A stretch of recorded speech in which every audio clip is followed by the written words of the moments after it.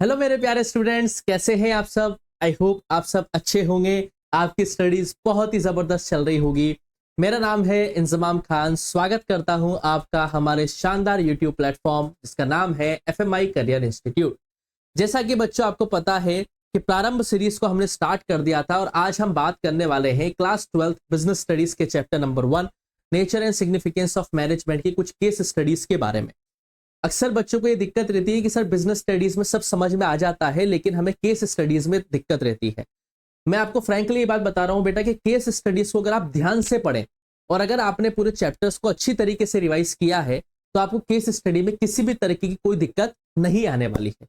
और अगर अभी तक आपने प्रीवियस लेक्चर्स नहीं देखे हैं बेटा तो आप प्लेलिस्ट में जाके सारे प्रीवियस लेक्चर्स को देख सकते हैं ताकि आपको ये केस स्टडीज सॉल्व करने में और भी ज्यादा आसानी हो।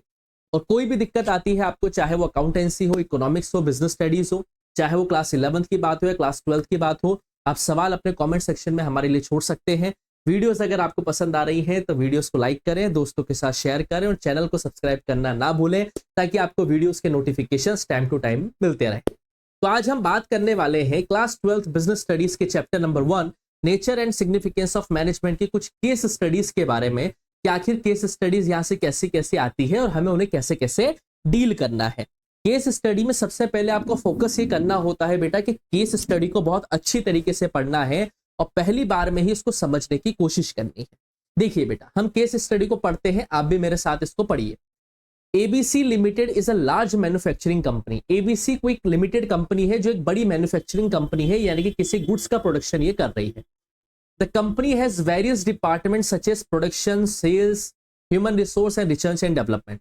जाहिर सी बात है, एक बड़ी मैन्युफैक्चरिंग कंपनी है तो उसमें अलग अलग डिपार्टमेंट होंगे। प्रोडक्शन डिपार्टमेंट अलग है, सेल्स डिपार्टमेंट अलग है, एचआर डिपार्टमेंट अलग है और रिसर्च एंड डेवलपमेंट डिपार्टमेंट अलग है। मिस्टर राजेश जो है वो मैनेजिंग डायरेक्टर है, कंपनी के एमडी है। उन्होंने डिसाइड किया और वो डिसाइड करते हैं कंपनी के फ्यूचर गोल्स और मेजर पॉलिसी डिसीजन को। जाहिर सी बात है, मिस्टर राजेश जो है कंपनी के मैनेजिंग डायरेक्टर हैं तो कंपनी के फ्यूचर गोल्स क्या होंगे और कंपनी के मेजर पॉलिसीज क्या होंगी उससे रिलेटेड डिसीजंस कौन लेते हैं बेटा? मिस्टर राजेश ही लेते हैं। एक और पर्सन है मिस्टर सिन्हा जो कि है production manager. Ensures that work is going as planned and supervises department staff.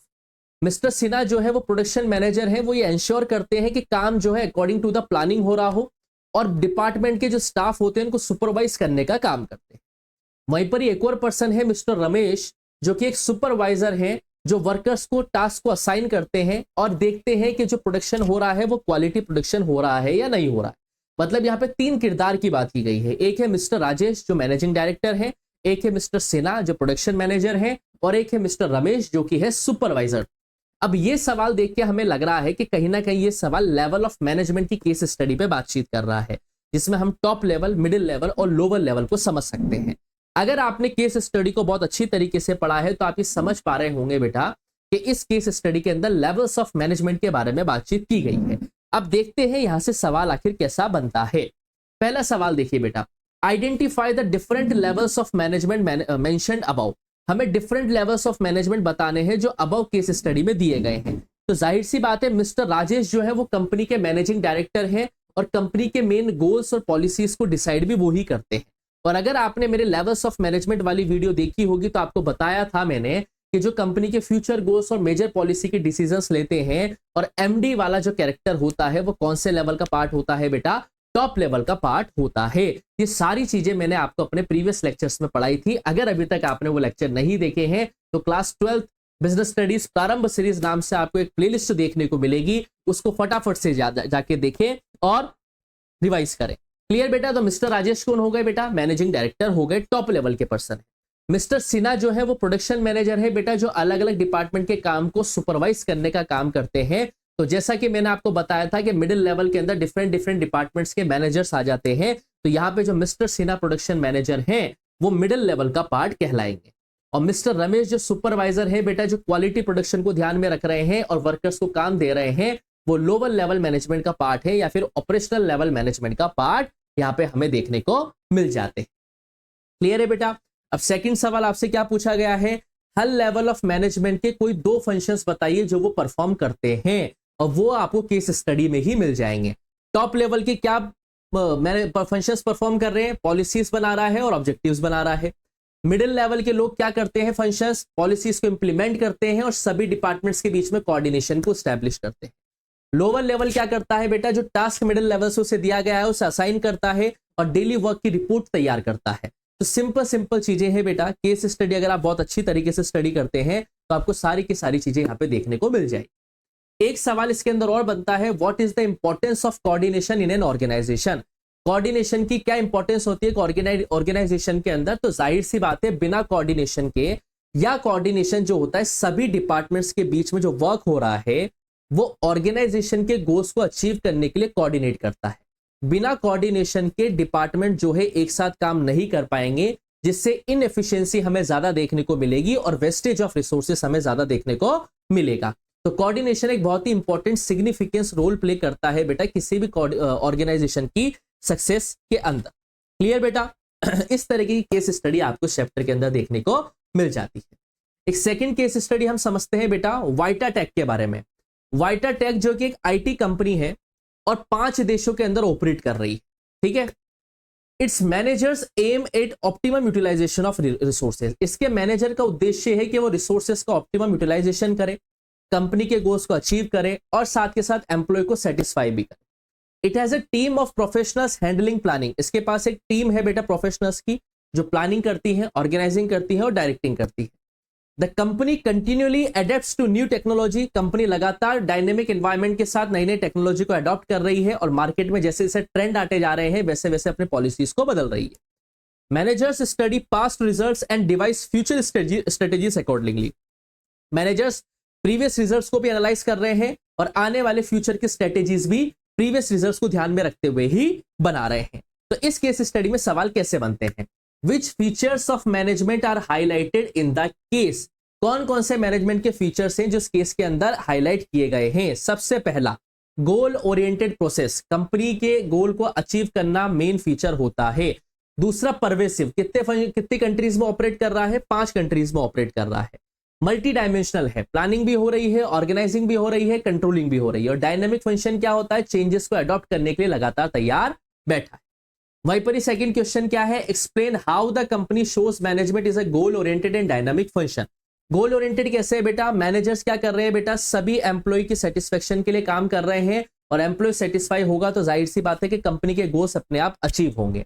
Dynamic कैसे कह सकते हैं बेटा हम इस कंपनी को, क्योंकि कंपनी के जो मैनेजर हैं वो लेटेस्ट टेक्नोलॉजी को अडेप्ट कर रहे हैं और मार्केट के जैसे ट्रेंड चल रहे हैं उसी के हिसाब से अपनी प्लानिंग के अंदर भी वो क्या कर रहे हैं, चेंज कर रहे हैं। तो हम ये कह सकते हैं कि ये जो मैनेजमेंट है यानी कि वाइटाटेक लिमिटेड कंपनी वाला, ये पूरी तरीके से गोल ओरिएंटेड है और डायनामिक प्रोसेस को फॉलो कर रहा है। यहां पे हमें कोई 2 पॉइंट्स बताने हैं जो मैनेजमेंट की इंपॉर्टेंस को शो कर रहे हैं।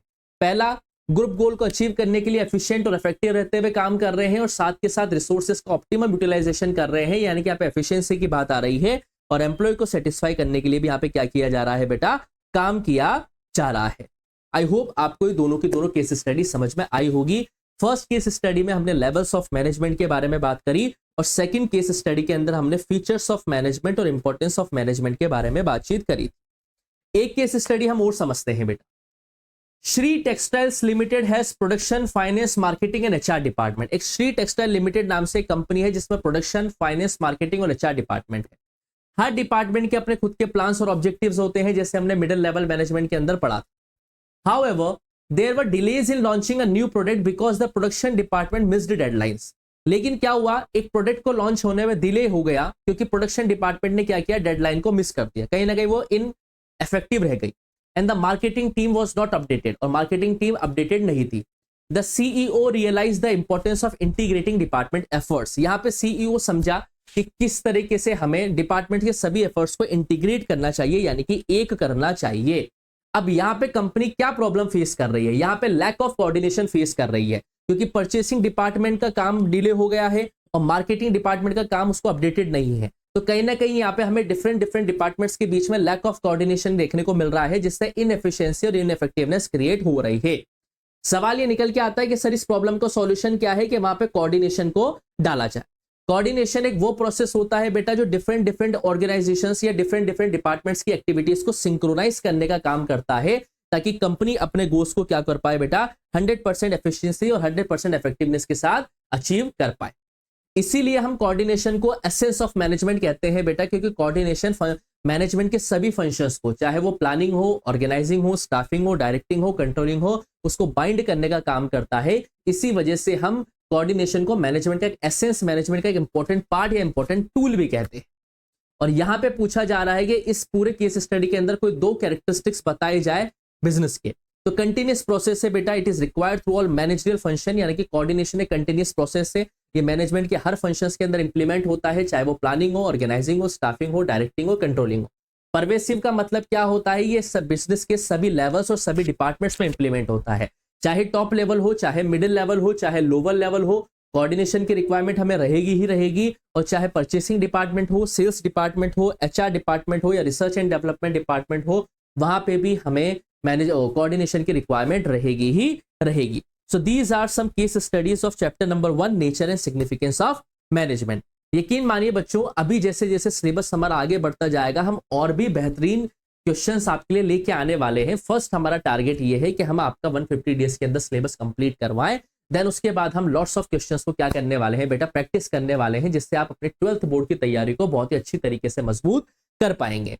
फिर भी अगर कोई डाउट रह जाता है बेटा लेक्चर से रिलेटेड, आप तो अपने कमेंट सेक्शन में अपने सवालों को छोड़ सकते हो, या डिस्क्रिप्शन बॉक्स में आपको व्हाट्सएप चैनल का लिंक मिल जाएगा, वहां पे भी हमसे सवाल पूछ सकते हैं।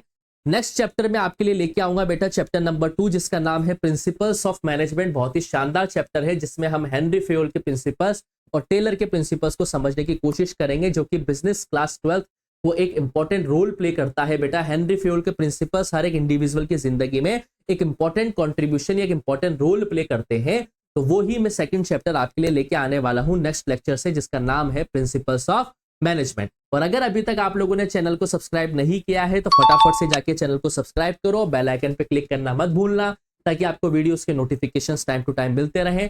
वीडियोस पसंद आ रही हैं तो वीडियोस को लाइक करें, दोस्तों के साथ शेयर करें। जल्दी ही मिलूंगा आपसे चैप्टर नंबर 2 के साथ, तब तक के लिए आप लोग पढ़ते रहिए, मस्त रहिए। Thank you.